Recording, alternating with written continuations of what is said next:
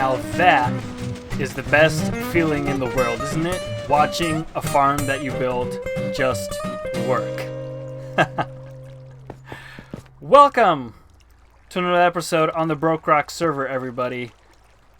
And today, as you can see, we are starting things off at the farm that we built in the last episode. The dripstone, or pointed dripstone farm. And let me show you what I've done here.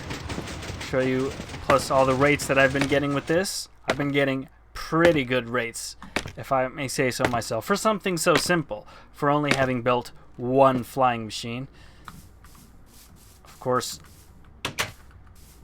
it was, it could be better, way better, in terms of rates, but considering, look at that. Well, that's not just all from now. I've been AFKing a lot, but all these dripstone blocks, those are quite a bit. And then the same all the way here. So let's, actually, my inventory is full right now, but yeah, we got a lot of this. And this dripstone block is a very interesting building block, and I've been using it inside my builds. I'm gonna start using this a little bit more often in my builds. Look at this, it makes a nice floor. I've got that up there too. I still haven't finished the roof of this just because I haven't gotten to it. As you can see, I used it as that thing in here, and then inside here there's also that on the floor. These aren't permanent, by the way. It's just I need something to get business done, and I should probably grab a bucket so I can get some milk off of that cow and get rid of this bad omen. But today, what I want to do is work on something that I said we were going to work on in the last episode, but I just didn't have time to fit it in. Obviously, you saw my last episode was roughly around 30 minutes long, so I'm pretty sure no one really wants to watch a 40-minute episode of BrokeRock. So we're going to do that, and that is the mob farm. We're going to build a mob farm, and hopefully, if we have time, I also want to build a bit of a mini game. Now, if you watched the last episode, hopefully you enjoyed the Olympic event that that I took part of. Hopefully you didn't watch till the end, so you didn't actually see me miserably lose. But yeah, hopefully you enjoyed that. Now, the reason I want to build a mini game and not another Olympic event is because what I have in mind just doesn't really work as an event. You can't. I would have to build 3 of them to have 3 people, do it at the same time, and I would also have to take up a huge amount of space, and that I don't want to take up too many people opportunities to build something in the Olympic stadium. And also, I think Hey Old Guy is also planning on doing something similar for an event, so I'll let him deal with the event side of things, and then I can do this as a bit of a mini game. So let's go ahead and work on the mob farm first, though. Okay, so this is the place that I've chosen to build this mob farm. It's a little bit further away from there, so it doesn't, it's not an eyesore to look at. I mean, it still will be, but at least it's going to be further away. And also, it's, as you can see, I'm in an iceberg biome. The reason I chose this is because I might get a few extra strays. And I know you can convert them right now with powdered snow, but, I can't be bothered, to be honest. I mean, I got the biome right here, so I don't even need to bother with it. So I'm going to go ahead and build upwards. Now, us here on Bedrock, it was a while before we were able to build any decent mob farms that didn't require a spawner, anything that was just reliable. So now this would actually be the first time, I think, that I'm building one that will be decent. I mean, I'm talking like your basic overworld mob farms, the ones that that used to be a staple, in older Minecraft, like Java. So nothing like obviously I've built a gold farm with nether portals, but I'm talking like your basic, creeper, skeleton, zombie farms. They haven't really been reliable for that long. So, oh goodness, my inventory is still full. I'm gonna build mostly out of blackstone. I'm just realizing that I don't have much space to work with here, but I have to build an AFK spot first because I don't want anything to be spawning underneath me. So I should be about 90 blocks above, but this might be a little bit... Whoa! Yeah, I need to go a little bit higher. But I am going to open up my stuff here, shulker boxes, just so that I have... Oh, goodness. I hate it when that happens. There we go.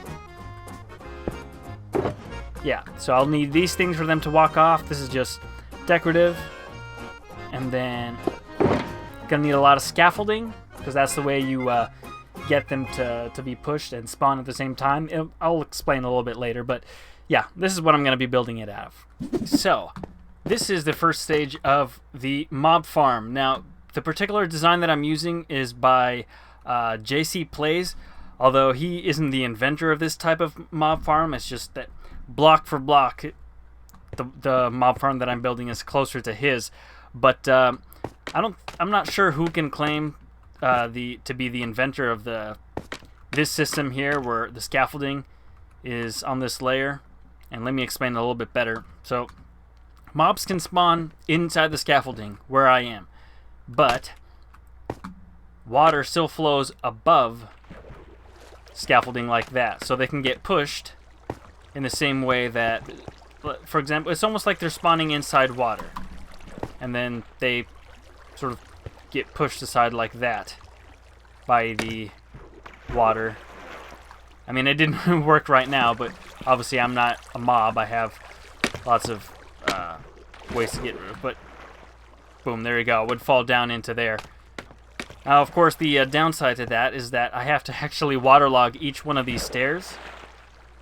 So that means I can't just do it with ice. I actually have to go with a bucket to each one of these. So that's going to be a tough one. So I'd better do something like this temporarily and get myself an infinite water source and then get to work. Okay, so this is now 2 layers, and it's actually working pretty decently. I've been AFKing it here for a little bit. Let me show you also down here what this is. Now, this is actually a very clever way to deal with spiders. When they crawl back up, they die in the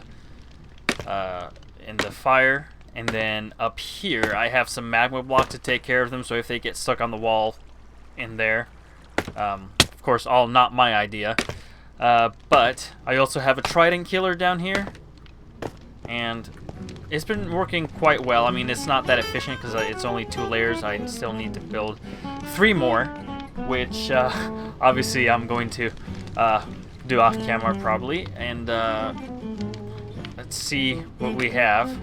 Been AFK here for roughly about an hour. Not bad, but not good either. Obviously, I would like more. There's only one thing really that I'm looking for, and that is gunpowder. And I've got, let's see, 1, 2, 3 stacks and a little bit more. Now that's pretty good. However, do you notice something odd about this? No skeleton drops. I have no idea why. Strays, I have seen strays spawn down below, so I don't know if it's something to do maybe with vertical biomes. I mean, we're in 1.17, so that shouldn't be a thing yet. So I don't know if that's just a bug with vertical biomes, like they've introduced partially the code into it, which introduced the bug, meaning that, you know, maybe because I'm too high or something like that. Anyway, yeah, so, but I don't really care, because I don't know if you can see it down there, but I do have the axolotl fish farm, which gives me enough bones, so I'm not really too concerned about that, but it's just weird. So if anyone has an answer to that, please let me know. But I'm glad we're getting gunpowder, because now that I have wings, and I have that sugarcane farm that I showed you guys, I can finally make rockets forever. And can also get my XP AFK. I don't have to keep swinging away at a bunch of drowns. So yeah, this is great. So I've actually gotten myself a spyglass because I flew a while away to find a geode. I didn't get much. I didn't stay there or anything. I just got enough to make myself a spyglass. And I gotta say, this thing is not as much of an eyesore as my previous attempt at a mob farm was, which I did for some reason thought it would work. I don't know why I even attempted it. Obviously it didn't. But Yeah, it looks quite menacing there. I've built it out of black stone, you know, obviously, so it's nice and dark and visible from pretty far away. You can't miss it. Obviously, the scaffolding is going to be gone, and I'm going to add more layers to that. I think right now it has 3. But you guys aren't going to see me working on it. I'm just going to go on to the next event for this video. Hello. I really like this spyglass. And then come back to it, and this thing will be done probably by the end of the episode. Okay, so I am here at the BrokeRock Stadium. I got the okay from Hey Old Guy to build the minigame here. It's actually going to be an event, and it's going to take place right here. It's a swimming event, and it's going to extend from pretty much where I'm standing right here all the way down to, I don't know if you can see this with the spyglass, but there's one piece of carpet that's missing over the jack-o'-lantern. I don't know if this guy's gonna attack me or not, but that's where it's going to end. Now, get out of here.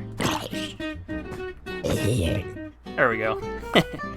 Okay, blimey, that took a very, very long time. I know you guys didn't get to see much of it. I didn't do any progress updates, and that was because it was just too long of a project, and this episode is kind of getting long as is.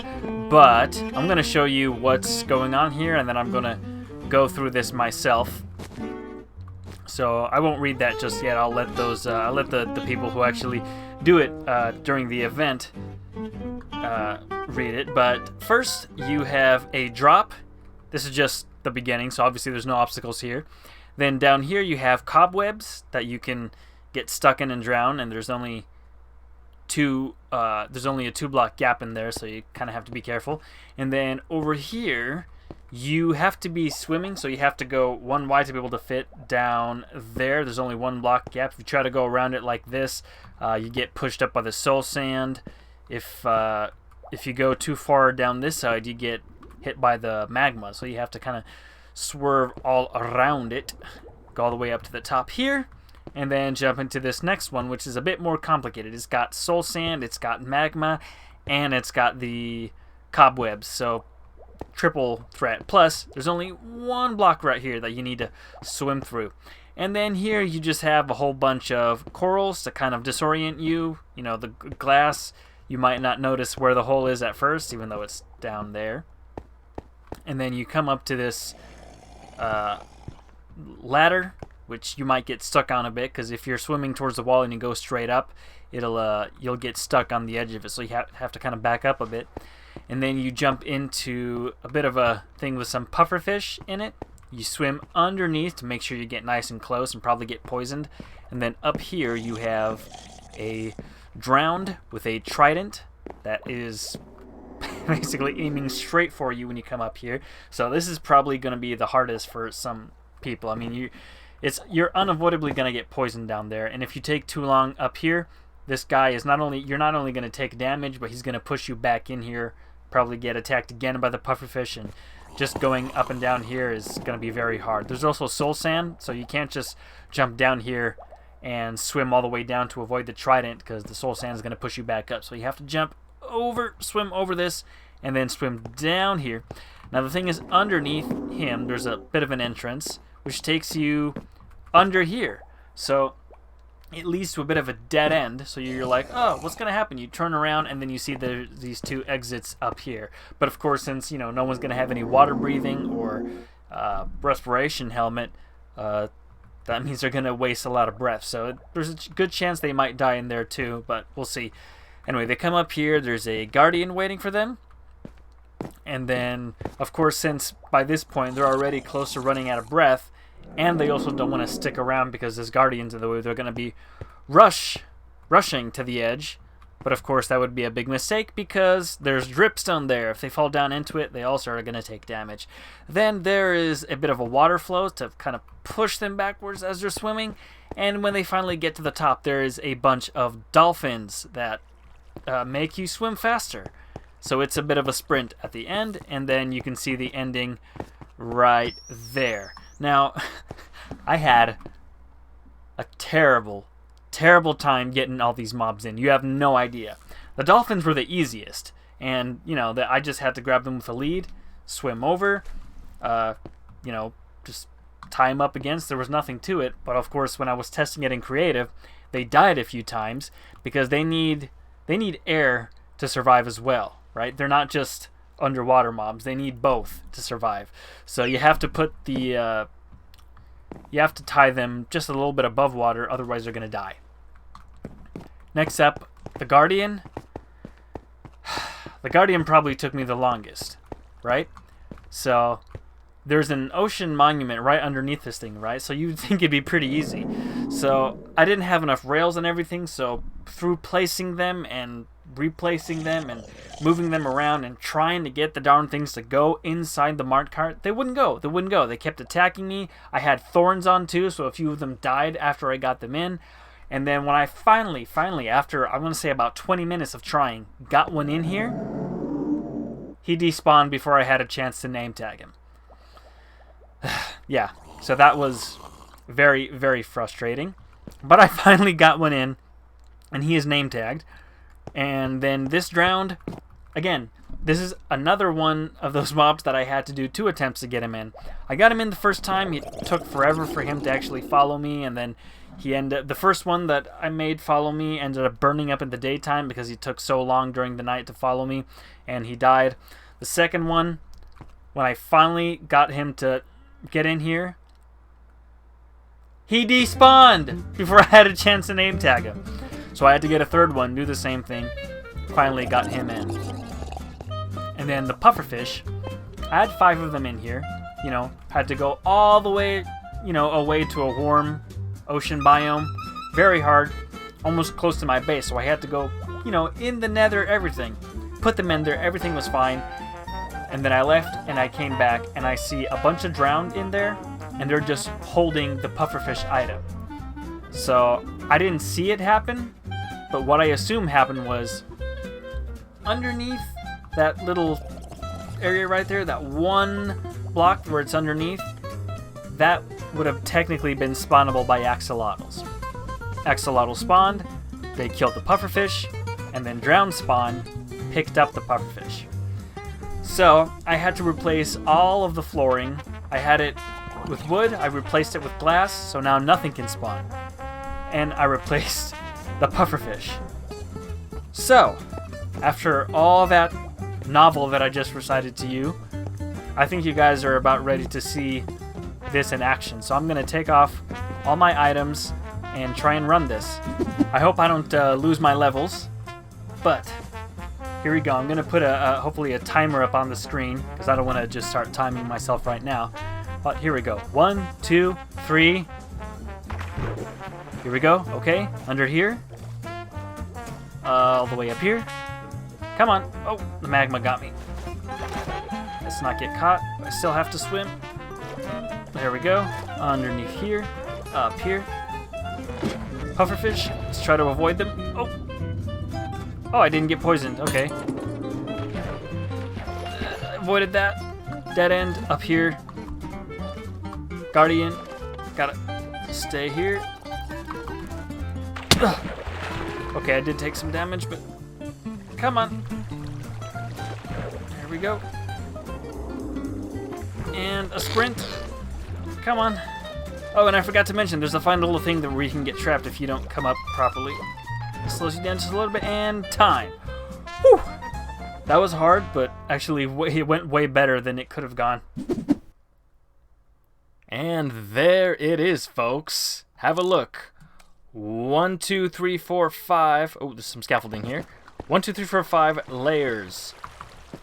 Let's see that one more time from far away with the spyglass. See how it looks. Okay, it's not really rendered in yet, but it is pretty ominous there. I gotta say. Not everything is rendered in yet. The chests still haven't rendered in. I figured I don't really need to put a way up here, right? I mean, I have the wings. If I end up losing the wings, I can always just buy some more. I mean, there are only a couple diamonds in the shopping district. But yeah, it is completely finished. As you can see, by my 61 levels, it has worked quite well. And I think that is going to do it. for this episode. So thank you for watching. If you did, please leave a like, and don't forget to hit that bell.